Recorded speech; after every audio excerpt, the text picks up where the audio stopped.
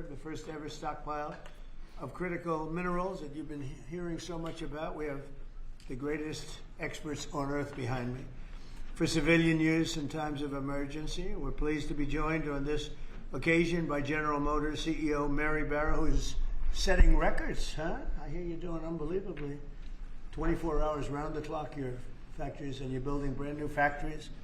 Amazing. Great job, Mary. Of course, it helped that you have a president that knows what he's doing. But it's a great job. Proud of you. As well as founder and executive co-chairman of Ivanhoe Mines, Robert Friedland. Thank you, Robert. Thanks as well to Secretaries Marco Rubio, Scott Bessent, Doug Burgum, Howard Lutnick, and Export-Import Bank Chairman John Yovanovitch, along with Senator Bernie Moreno and Congressman French Hill and Bruce Westerman. Thank you all. Thank you, French. For years, American businesses have risked running out of critical minerals during market disruptions. Today, we're launching what will be known as Project Vault to ensure that American businesses and workers are never harmed by any shortage. We don't want to ever go through what we went through a year ago.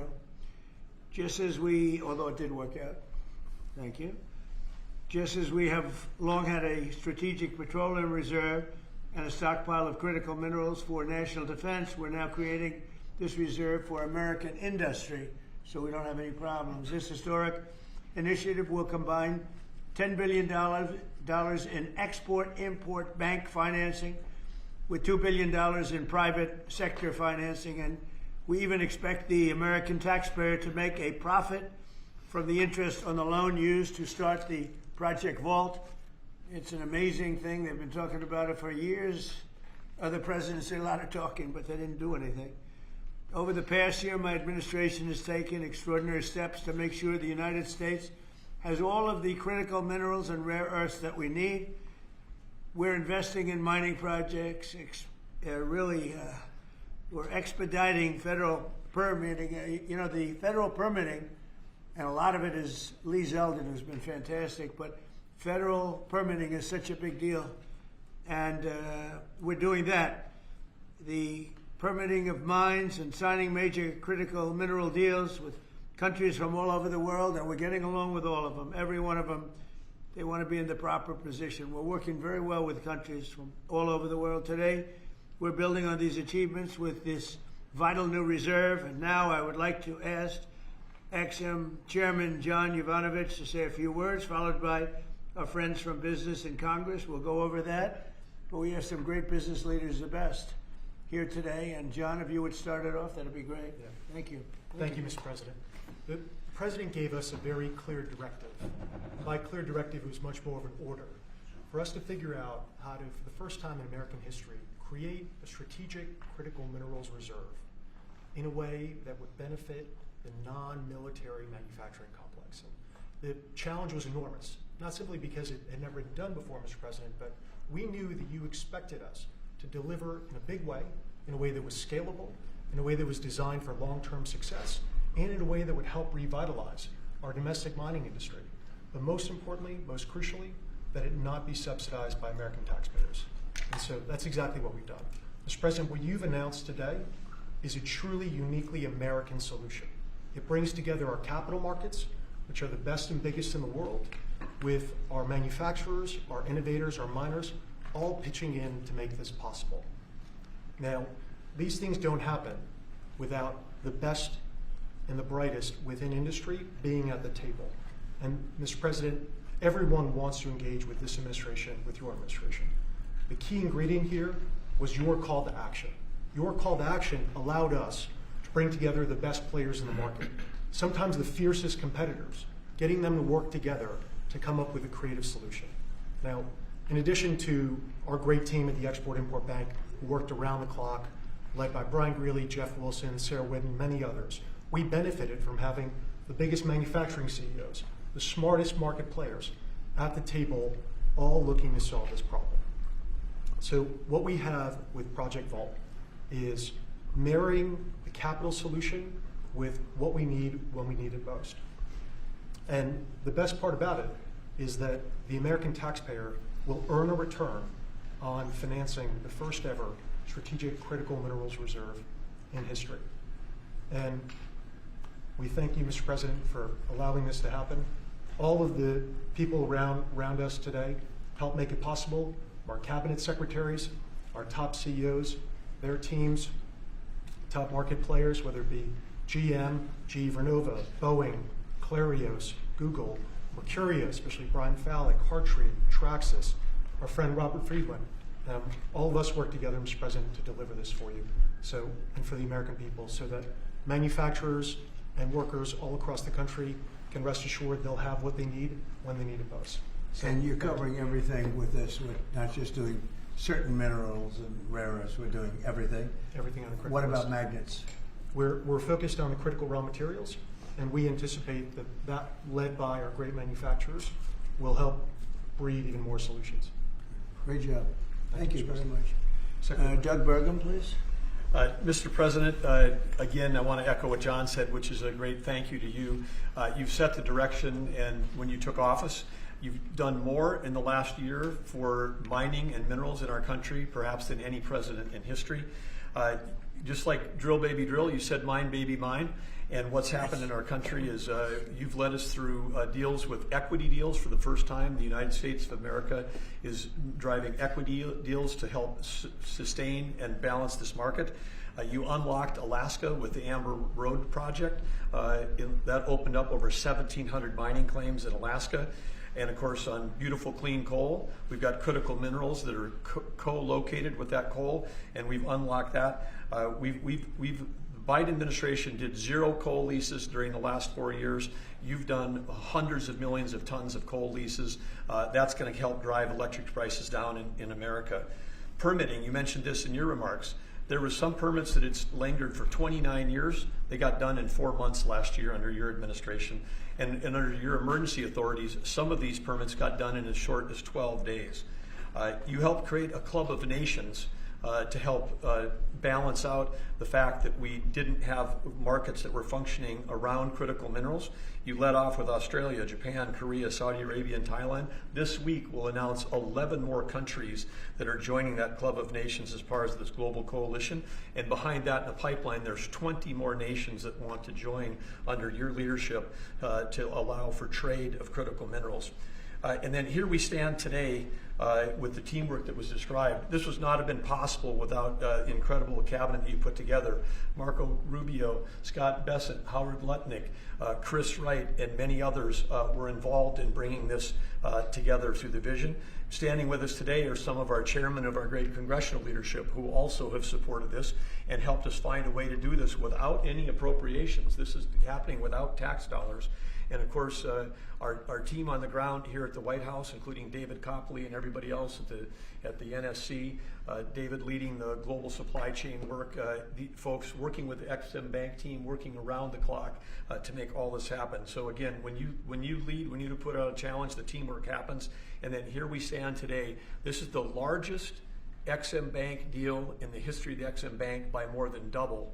And this is going to help drive national security. It's great for American manufacturers. It's great for American workers. Congratulations, President Trump. Thank you. You're doing a fantastic job, Doug. Thank you.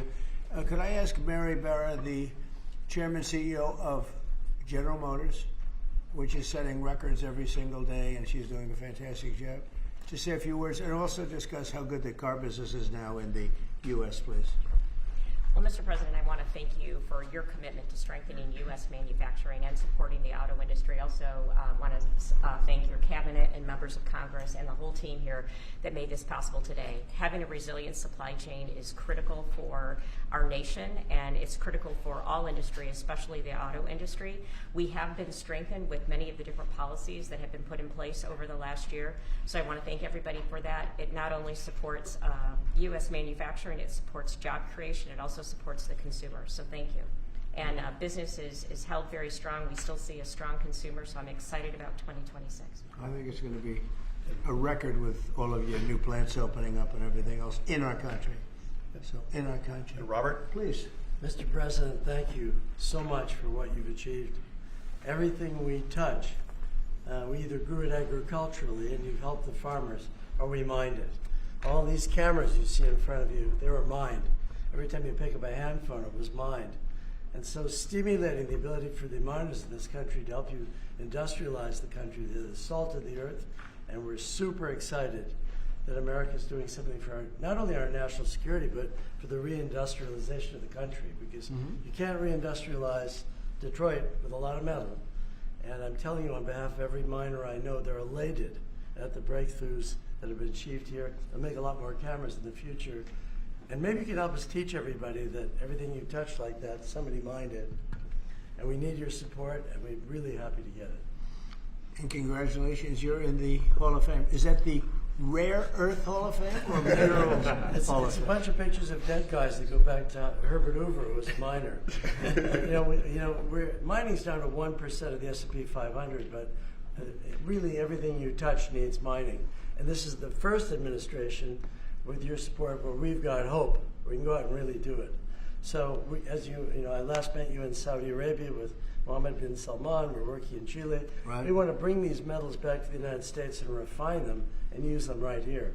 And the vision of this administration, Howard Lutnick's been helping a lot. A lot of people at Exim Bank have been helping a lot. I'm just telling you, the morale of the miners is sky high. You're doing a great job. Thank you very much. Congratulations. That's a big deal. Thank you. Thank you. How about French Hill? Say a few words, please. Thank you, Mr. President. Well, on behalf of Congress, Chairman Westerman could talk about how he's helped unleash the ability to mine through permitting reform. And Senator Marino and I serve on the House Financial Services Committee and Senate Banking Committee. And we're best in this country when we take the private sector and we leverage it to unleash the directions that you're made. And so together with our reauthorization of the Exim Bank, we leverage that resource with private sector dollars to make this a success. And it's going to be a huge strategic change in America's industrial capacity. Big difference, right? Big difference. There's never been really anything like what we're doing. Bernie, please. Not to be hyperbolic, but if you hadn't been elected, the auto industry in America would be over. The country would be over. Completely over. The country would be over. Well, but the auto industry would have been gone first. What the Democrats had done with electric vehicles, the mandates, what you were able to accomplish last year, Secretary Lutnick, what Secretary Bessent was able to do with your leadership, has transformed the auto industry. And I tell you, it's never been better for people in the auto industry. I hear from all my friends, they are elated. And the worst part is that the people that you really saved were the car dealers in California and New York and New Jersey, right? And they fought me all the way, Mary, right? They fought me all the way, and now they're saying thank you very much. But you're doing a great job. Thank you, Bernie. Scott? Sir, as you always say, economic security is national security, and a country does not have sovereignty if we don't have control of our critical minerals, don't have control of our steel production and our industrial base. And thanks to the work of everyone here through your leadership, this was a public-private partnership that only you could have assembled, and we are taking back our sovereignty, and we are going to have this Vault project, a strategic mineral reserve. And I can't tell you how innovative and exciting this is, and the level of security it is going to give us going forward is phenomenal. And how is your new, and I think new and improved Fed chairman doing? How's that all going? So he's off to a great start. I think so. He had so much built-in credibility, and as the American people, smart people, like Representative Hill, the Senator Marino, they already knew him, and as the American people get to know him, the important thing is that they will be able to trust the Federal Reserve to steer the economy for them. He's going to do great. Howard, please. So, prior presidents took America for granted. They let our critical minerals only be controlled by China. They let our mining business go to hell by closing all the mines, closing our coal plants while China opened them. They let our auto industry, right? We used to produce 75% of our cars in America, and when Biden left, it was below 50%.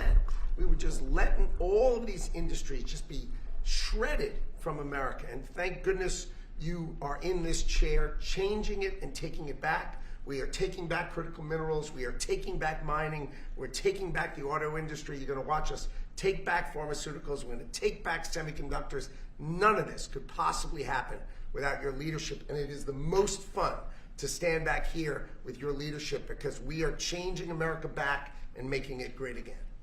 Thanks Very true. Anybody would like to say anything else? Amen to that. You guys okay? Everything all right? Chairman? Well, thank you, Mr. You're President. such a good man. Go ahead. It's a great day, and it couldn't have happened without your leadership. And I think people will be talking about this for a long time because we're bringing back American mining and American manufacturing. You know, God blessed our country with abundant resources. Secretary Burgum talked about the Ambler Road. 49 critical minerals that can be mined in sufficient quantities just in that one area, but from northern Minnesota, Arizona, my home state of Arkansas, we are blessed with all these minerals. They're just in the ground. But when we get them out of the ground and not only mine them, but refine them and process and manufacture with them, it'll unleash great wealth for our country.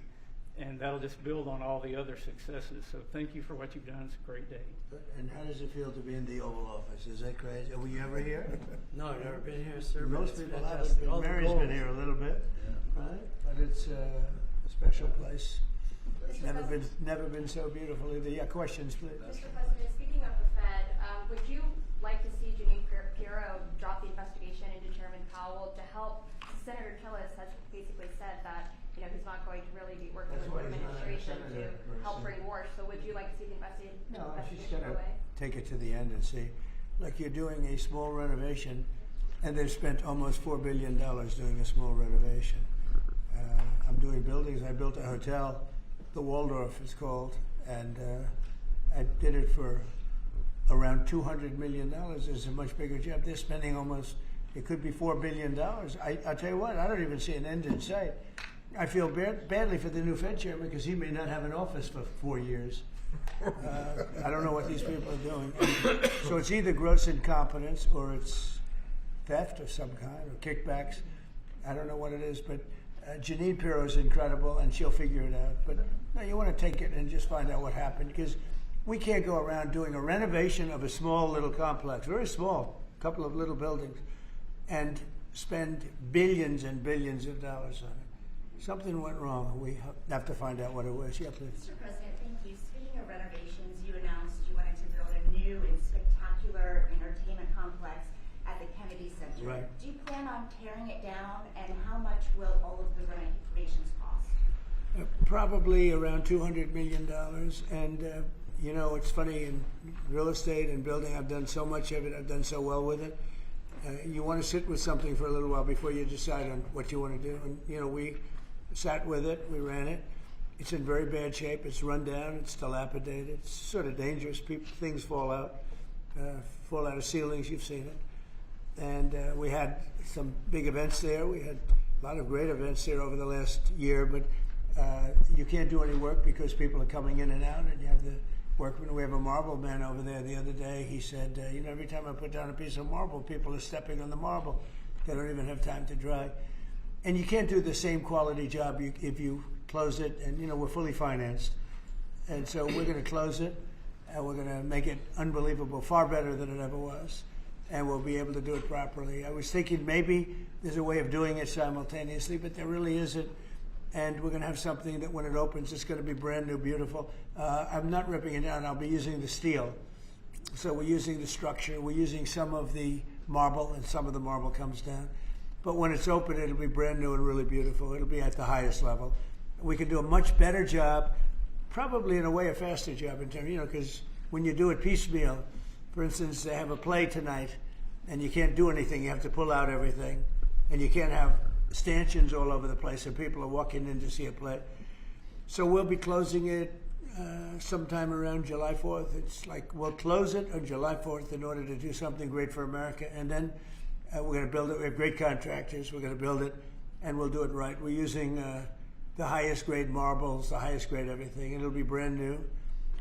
Tremendous carriers putting in the air conditioning, or I guess they're a bidder, but they're probably going to get it. Carrier. We're going to have all brand new air conditioning, heating. The steel will all be checked out because it'll be fully exposed. It's been up for a long time. But as anybody knows, it was in very bad shape. Wasn't kept well before I got there. So we're going to make it, I think there won't be anything like it in the country. Mr. President? Yeah, please. About your meeting with President Petro later this week, he's been quite critical of you since you spoke back in January after the Maduro raid. What would you like to hear from him tomorrow in terms of drug trafficking, Venezuela? What are your expectations? Well, we're going to see. I mean, he's been very nice over the last month or two. He was certainly critical before that, but somehow after the Venezuelan raid, he became very nice. He changed his attitude very much. So, no, I look forward to seeing him. He's coming in. We're going to be talking about drugs because tremendous amounts of drugs come out of his country, and I look forward to see. We're going to have a good meeting. Yeah. Mr. President, Steve? Steve Witkoff is going to meet with the Iranian Foreign Minister on Friday. What are you hoping he'll get out of that meeting? Well, you're going to have a lot of things are happening. You have Iran, and you have Russia, Ukraine, and you have the Middle East. We have a lot of things going. A lot of problems were here for a long time before I got here. We settled 8 wars, and I think we're doing very well with Ukraine and Russia. For the first time, I'm saying that. I think we're going to maybe have some good news. We're losing 25,000 people a month are being killed in that war, ridiculous war. 25,000. It was 31,000 last month. Think of it. Young, beautiful kids, the kids of parents, their parents. It doesn't affect us in one way, but in another way, it's 25,000 souls that if I can solve it, we're not spending money like Biden did. He gave $350 billion away. I make everyone pay. And the United Nations, they're a little bit involved, but if you take a look at what's happening, the countries of Europe are paying us for the weapons. So we have NATO paying, we send missiles over there, they pay us in full. It doesn't cost us 10 cents. And we make money, I guess, but I don't even want to talk about that because what I really want to do is save those people from dying. They lose, Mary, can you imagine 25,000 to 30,000 people a month? That's like a stadium full of people every single month. And, I was blessed with something where I can get these things done. Got 8 of them done. I thought all 8 were going to be more difficult than this one. I thought my relationship with President Putin would give us a, much easier road, but there's tremendous hatred between Zelensky and Putin. Tremendous hatred. I mean, it's a shame, but it's taken longer than we thought. I did call up President Putin, and he's agreed. He's put it out to. They have the same cold wave that we do. Maybe different because it's pretty far away, but it's the equivalent. And Ukraine's a very cold country. It's much colder than us. It's colder than, they say, on average, it's Canada or colder. And on top of that, they have a tremendous cold wave. And I asked him if he wouldn't shoot for a period of 1 week, no missiles going into Kiev or any other towns, and he's agreed to do it. So it's something. What about Iran's nuclear program? Do you think Mr. Witkoff can deal on that? Well, we're talking about that. We have ships heading to Iran right now, big ones, biggest and the best. And we have talks going on with Iran. We'll see how it all works out. Mr. President, we'd like to speak with Mr. President, the Pentagon released National Defense Strategy last week, and it says... Where are you from with that, nice? I'm from Europe, Good. from Lithuania, Baltic states. Good. National Defense Strategy says that U.S. will provide critical but only limited support for European defense. What does that mean, limited support? Will U.S. still provide... Well, we get along very well with Europe. I do, because, don't forget, I got the GDP lifted from 2% to 5%. Nobody thought that could be possible, and they're giving us a lot of that money. We have the best military equipment. We're selling it to NATO. But I get along very well. But Europe has to be careful because, there are those that say it's no longer recognizable between immigration and energy. It's there's so much potential. In UK, you have the North Sea oil, and they basically closed it down. And then they buy energy from Norway, which is the North Sea oil. So you figure that when Norway's got trillions of dollars. They have to be careful. You need energy, and you can't do the windmills because the windmills, you're supposed to make money with energy, not lose money. So I'm very disappointed. I love Europe. I love the people of Europe. And they have to be very careful. They're at a tipping point. You have tremendous immigration problems, and you have tremendous energy problems. It's a bad combination. Mr. President, thank you, Mr. President. Kristi Noem just announced that you're deploying body cameras to Minneapolis. What's your thinking behind this decision, and do you want to see this? Well, it wasn't my decision. I leave it to her. They generally tend to be good for law enforcement because people can't lie about what's happening. So it's generally speaking, I think 80% good for law enforcement. But if she wants to do that, I'm okay with it. Remember one thing: we closed the border. I got elected on a disastrous border, and we have nobody coming in through our border anymore. We had 25 million people coming in 4 years through our border. Many of them were murderers and drug dealers and those mentally insane from mental institutions and insane asylums. And now we don't have anybody coming in. For 9 months now, I mean, they actually report zero. We have 0 people coming in, which I find hard to believe, but the Democrats do that report. They tend to be left-leaning that do that report. So I assume it's true. If it's not, it's a very tiny amount of people. But we basically have a tremendously perfect, strong border. And also, crime levels are at the lowest point they've been in 125 years. Since 1900, we have the best numbers. And that's despite the fact that we had a lot of criminals and murderers. 11,888 murderers came in. And we have the lowest numbers that we've had in 125 years. So, we're doing a good job. If she wants to do the camera thing, that's okay with me. Mr. President, there was one homicide in D.C. during January. Do you think this is due to your efforts, and do you think blue states should see this as a sign that they should cooperate with you? Well, if there was one, I mean, we haven't had one in a long time. D.C. has become a very safe. There was an in-house homicide. It was in-house. It was a dispute within a family. We have had virtually no crime in D.C. D.C. is now considered a very safe place, and it should be. It's our nation's capital. And we sent in the soldiers. I read the Washington Post this week, and it was incredible. They were trying to determine how did we get so low numbers? The low numbers in D.C. because we have very little crime, if any. And they talked about everything except for the fact that we put our National Guard and great soldiers inside our city. They didn't want to mention that. It's how dishonest. Because if we didn't do that, you'd have tremendous crime in D.C. And I get thanked every single day by people that work in the White House. People, young ladies, men, they come up, thank you, sir, for making D.C. so safe. They walk to work now. A year and a half ago, they wouldn't have walked to work. They would have been killed or mugged or something would have happened to them. So it's, it's a great honor, but you got to read the story in the Washington Post. They do it. Crime is way down in D.C. Now, what's the reason for it? The reason for it is we have very big, strong, good-looking soldiers standing around, and I think they make the place look better. But this is our capital, and we have a very safe capital. We had a very dangerous capital before. Yeah. Sir, yesterday you said you were speaking to people about Cuba to reach an agreement. What Right. sort of agreement are you hoping to reach? Is that with the Cuban government? Well, it's a What would you failed like to see nation from now, them? and they're not getting any money from Venezuela, and they're not getting any money from anywhere. It's a failed nation. Mexico is going to cease sending them oil.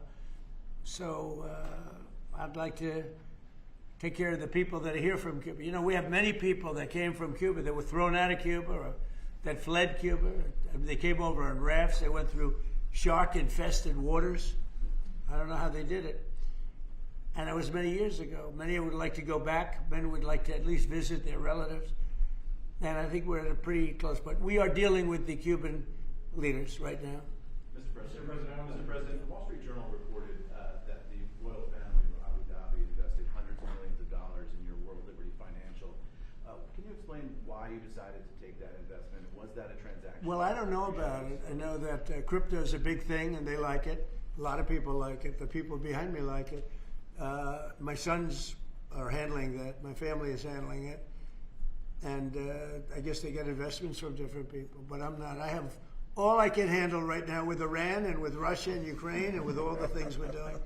So I don't know exactly, other than, I'm a big crypto person. I'm the one that probably helped crypto more than anybody because I believe in it. And the reason I believe in it is because if we don't do it, Scott, I think we can say then China's going to do it. Right? Yes, sir. If we don't do crypto, then China's going to do it. And it's just like AI. We're leading AI by a lot. And if we weren't leading, China would have led. They're very capable. They're very good. What do you have to say about that? You've made America the digital asset capital of the world. We did the Genius Act for stable coins. Many of the people standing up here are working on the Clarity Bill to I hope that gets done. Market structure. Yeah. And we're bringing U.S. best practices to an exciting new industry, digital assets, innovation, and it spreads everywhere. So the U.S. And do you agree that if we didn't do it, China and others would, but China would? Oh, China would have had the lead, and then others around the world in terrible jurisdictions would have been doing it. on Iran, sir, can you say what your threshold military action is? Well, I can't tell you what I'm going to do because right now, we have a tremendous force going there, just like we did in Venezuela, even bigger. And they'll be there soon, and I'd like to see a deal negotiated. I don't know that that's going to happen, but I mean, if I knew I wouldn't be able to, I wouldn't tell you. I'd be very foolish if I tell you. But right now we're talking to them. We're talking to Iran, and if we could work something out, that'd be great. And if we can't, probably bad things would happen. Mr. President, on the government shutdown. Yeah, please. On the government shutdown, do you think there could be a resolution to this issue? And have you gotten I do. assurances from House Republicans? Well, I spoke with Speaker Johnson. I spoke with Leader Thune, and I think they're pretty close to a resolution. We were at 5.6% GDP, and we lost 1.5 points because of the 42-day shutdown. Think of that. We would have been at 7. Nobody ever saw a number like 7. And I think, Howard, probably 1.5 points was the number, right? 1.5 for the shutdown. Exactly right. And it's very bad for our country. But despite that, we have the highest numbers we've ever had. We're doing well. We're going right through it. But I will say that I spoke with Senator Schumer numerous times, and I don't think they want to see a shutdown either. Mr. President, are you going to sue Trevor Noah? Last night in a post, you alluded that something could become. Yeah, well, he said that I spent time on Jeffrey Epstein's island. I didn't. I mean, he's a lightweight. This guy is a terrible. I think he's terrible. I thought he did a terrible job at the Grammys. I thought the whole Grammys was terrible. I watched part of it. It's not watchable. But he was a lousy host. I'd say not as bad as Jimmy Kimmel, but pretty close. And no, he made a statement about me and Jeffrey Epstein. I have nothing to do with that. I have nothing to do with Jeffrey Epstein. And in fact, if you look at the DOJ, they announced, they released 3 million pages. It's like this is all they're supposed to be doing. And frankly, the DOJ, I think, should just say, we have other things to do, because that whole thing has turned out, I mean, other than Bill Clinton and, Bill Gates and lots of people that there are a lot of questions about it, but nothing on me. But it was even sort of better than that, because they found that Jeffrey Epstein and this sleazebag writer named Michael Wolff were conspiring against Donald Trump to lose the election. So Epstein was conspiring with a writer for me to lose the election. So right there, you know that I had nothing to do with this guy. But yeah, it's a terrible thing. The amount of time that's being wasted. When Epstein was alive, like 10 years ago, nobody cared about it. But they're only doing it. But now it's really hitting back on them because Bill Clinton is such a big part of it. The Democrats are pushing it. And the problem is that it's turning out to be the Democrats that were with and conspired with Epstein. So I think you're probably going to see a little pullback from them. But think of it, they were working together to try and help me lose the election. But this is the Oval Office, so I guess that didn't work out too well. Okay, one more question. Mr. President, do you have an update on U.S. troop level in Europe? Are you planning any force reductions? No, we have a great relationship with Europe. We have a great relationship with our troops.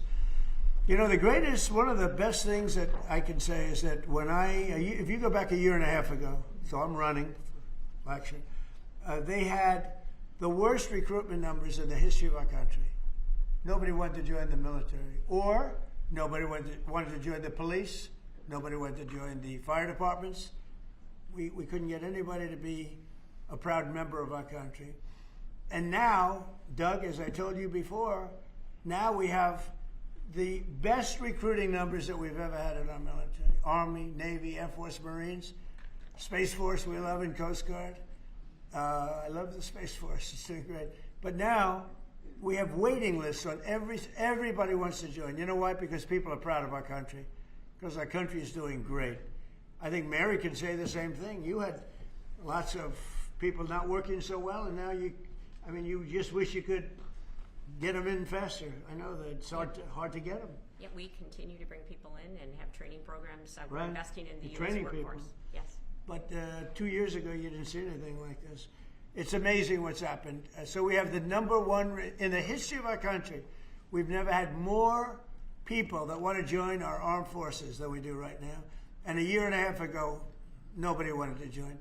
They were embarrassed by our country. They were embarrassed by our leadership. And now they're proud of our country, and they're very proud of our leadership, and a lot of the leadership is right behind me. Thank you very much, everybody. Thank you, press. Thank you, press. Thank you. Thank you, press. Let's